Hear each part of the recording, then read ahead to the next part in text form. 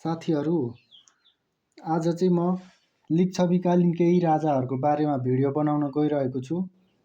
भिडियोलाई अन्तिमसम्म हेरेर साथ दिनुहोला। एकमा रहेको छ सुपुष्प। अब सुपुष्पलाई चाहिँ लिच्छविकालीन आदिपुरुष भनेर चिनिन्छ। अनि भूमि र जग्गाको मर्यादाको काम गरेका थिए। अनि पशुपतिमा देवल छाना हालेका। त्यसपछि अनि बड व्यवस्थाको सुरुवात गर्ने राजा पनि सुपुष्प हुन्। अनि सुपुष्पले चाहिँ 56 वर्षसम्म शासन गरेको थियो। अनि त्यसपछि 2 मा रहेको छ मानदेव। अब मानदेवको बारेमा चाहिँ सम्झने तरिका। प्रथम प्रामाणिक राजा यिनी 41 यहाँ 4 मात्रा रहेछ। 41 वर्षको यात्रा, आमालाई सती रोकी विजयको जात्रा। गोकर्णमा बस्ती बस्यो भक्तपुरमा चागु, बाँसुकीको पूजा गर्न कतातिर लागु। अनि मुद्रा बन्यो मानाङ्क लेख्यो शिलालेख।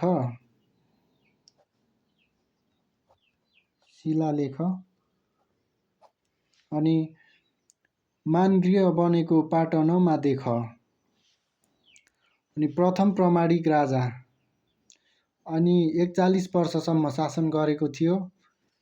अनि मानदेवले चाहिँ आफ्नी आमालाई सती जानबाट रोक्ने राजा पनि यिनी नै हुन्। अनि त्यसपछि विजय जात्राको प्रचलन चलाएको थियो।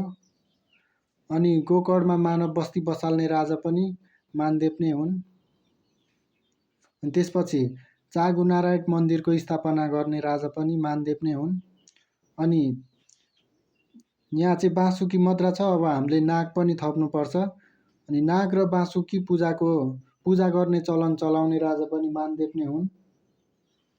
अनि त्यसपछि पहिलो शिलालेख लेख्ने राजा पनि मानदेव। अनि मानदेवले चाहिँ मानाङ्क भन्ने मुद्रा बनाएको थियो। अनि त्यसपछि मानदेवले पाटनमा मानगृह बनाएको थियो। मानदेवको बारेमा चाहिँ यति नै रहेको छ साथीहरू। अनि आजको भिडियो कस्तो लाग्यो? यदि मन परेमा भिडियोलाई लाइक, कमेन्ट, सेयर गरिदिनु होला। साथै यस्तै भिडियोको लागि मेरो च्यानललाई सब्स्क्राइब गरिदिनु होला भन्न चाहन्छु। ल आजलाई यति नै, धन्यवाद।